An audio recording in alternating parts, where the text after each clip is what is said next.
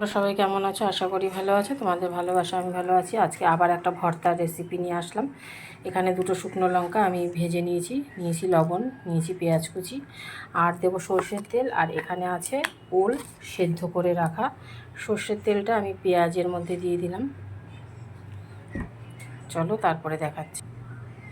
দেখো বন্ধুরা, সব কিছু দিয়ে এই যেরকমভাবে মেখে নিলাম, কিন্তু মাখা যাচ্ছে না, প্রচুর গরম।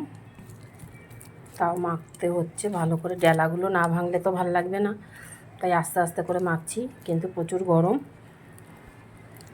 এরকমভাবে ওল সেদ্ধ করে মেখে খেয়েও খুব ভালো লাগে খেতে, শুকনো লঙ্কা আর পেঁয়াজ কুচি। অনেকে আবার কাঁচা লঙ্কা আর সর্ষের তেল দিয়েও খায়, পেঁয়াজ নেয় না, আমি একটু পেঁয়াজ দিয়েছি। পেঁয়াজটা দিলে ভালো লাগে।